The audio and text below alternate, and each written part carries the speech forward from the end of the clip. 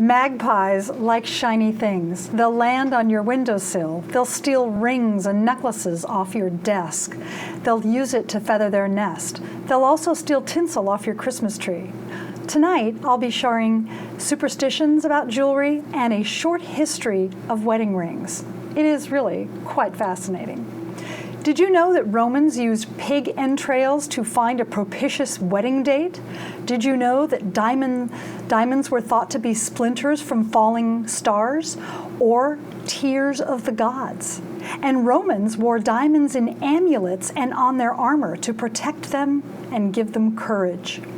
Knights used to give the gift of pearls to be a remembrance for their loved ones. Unfortunately, so many of them were dying that remembrance equated death and tears with pearls. So pearls, unfortunately, fell way out of favor because rulers and royalties planned many ill-planned campaigns, causing much death, misfortune, and tragedy. They needed to scapegoat someone besides themselves, so they blamed witches and witchcraft. Diamonds were thought to protect from witchcraft and enchantment and became the new gift that knights gave.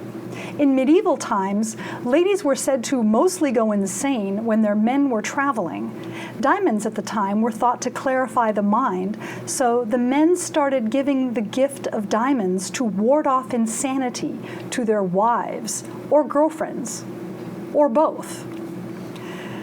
Diamond dust was thought to be on the tip of Cupid's arrows. Did you know that rain on your wedding day is considered good luck in the Hindu tradition? And if you have a sapphire in your wedding ring, long time ago, that signified marital happiness for life. Snake rings with ruby eyes were popular in Victorian England. Those winding coils were said to symbolize eternity. Those Victorians were quite unusual in their jewelry taste. Going into the history of wedding rings, it was thought that Cro-Magnon man probably braided reeds and grasses into rings and anklets to capture a mate. Old shells with holes in them have been found with sinew in old Cro-Magnon sites, suggesting necklaces. In the 2800 BCs, the Egyptians wore their wedding rings on the fourth finger of the left hand. They thought that a vein went straight to the heart. They called it the vena amoris, or vein of love. That started the tradition of wearing wedding rings on that finger. Pliny the Elder said that Roman grooms didn't wear a ring. The wife got 2 rings, gold for ceremonial purposes and iron to signify his ownership of her, and for her to wear at home while slopping the pigs, raising his kids, and cleaning his house.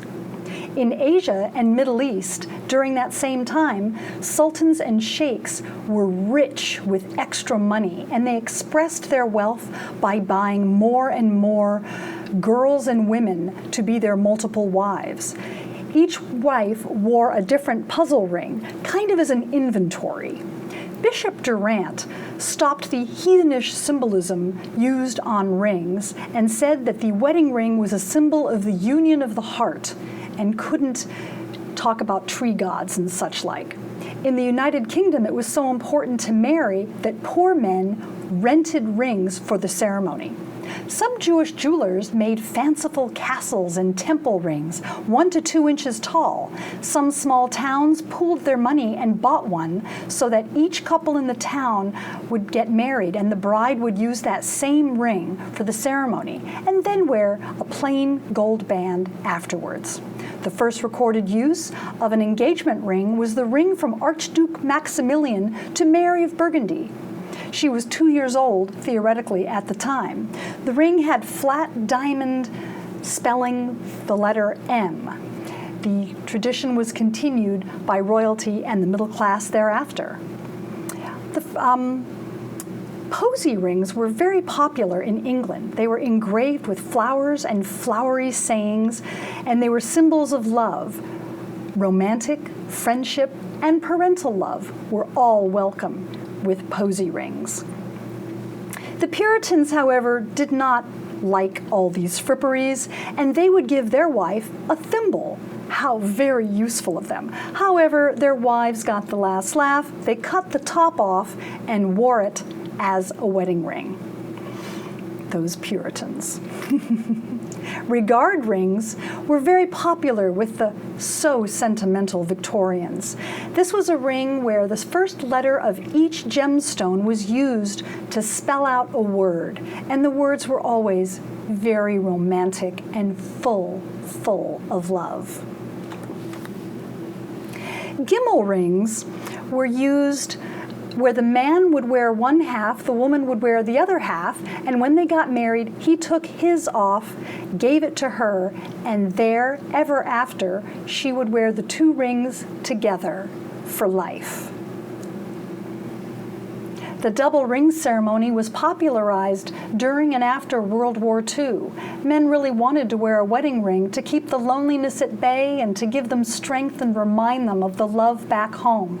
After World War II, 80% of couples married with a his and her double ring ceremony. Today, rings could mean just love or anything you want them to.